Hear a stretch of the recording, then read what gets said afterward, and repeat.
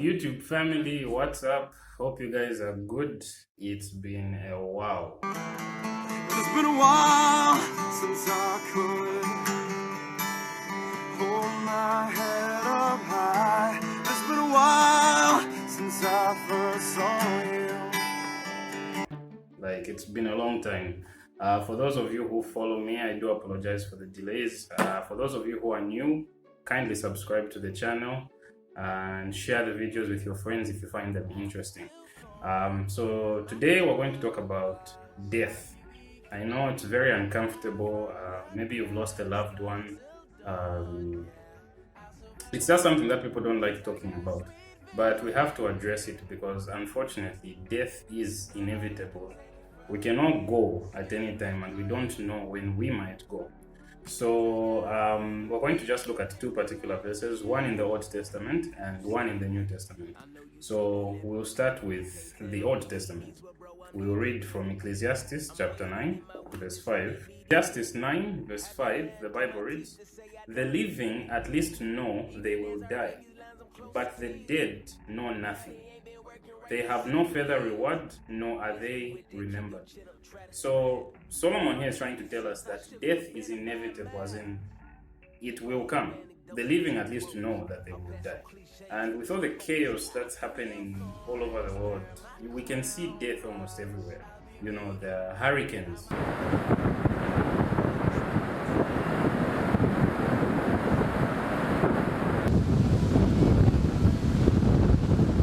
tsunamis,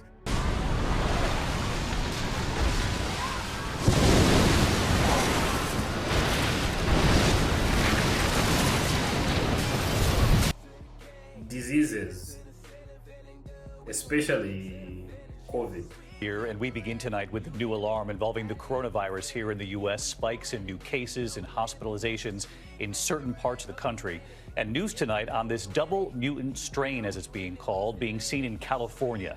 And that new guidance when it comes to how the virus is spread. Once again, looking at surfaces versus spreading through particles in the air and what the CDC is now saying. Right? And accidents and atrocities and all the terrible things that are happening all over the world. It's clearly showing us that death is inevitable and it can happen to anyone. So how do we handle death and how do we look at it from a Christian perspective or from a believer's perspective? That's where the second verse comes in. So we're going to read 1 Thessalonians chapter 4, verse 13 from the New Testament. The Bible reads, "And now, dear brothers and sisters, we want you to know what will happen to the believers who have died, so you will not grieve like people who have no hope." So just this part alone, Paul is telling us that we as Christians or believers, we should grieve quite alright, but we should not grieve as people with no hope. Verse 14 goes on to say, "For since we believe that Jesus died and was raised to life again, we also believe that when Jesus returns, God will bring back with him the believers who have died." What a wonderful promise. Verse 15, "We tell you this directly from the Lord. We who are still living when the Lord returns will not meet him ahead of those who have died."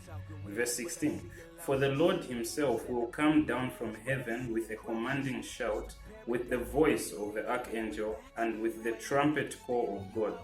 First, the Christians who have died will rise from their graves." Verse 17, "Then together with them, we who are still alive and remain on the earth will be caught up in the clouds to meet the Lord in the air.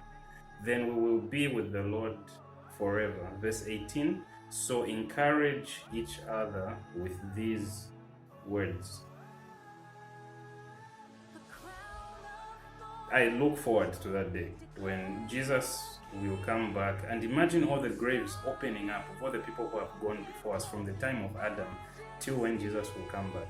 So it's a wonderful, wonderful promise for the Christian. So verse 18 ends by saying, "So encourage each other with these words." So I shouldn't have said two verses, but I should have said two parts. So I just continued the same chapter in Ecclesiastes. So yeah, pardon me for that. So as believers, we should encourage one another with these words. And if you are someone who has lost someone and you're grieving, And we encourage you to grieve, but we also encourage you to trust and hope that when Jesus comes back, you will see your loved ones again. That's all for this video, guys. Thank you so much for the people who have subscribed. God bless you. I love you all, and have a wonderful day wherever you are in the world. More videos to come, so please subscribe. God bless you guys.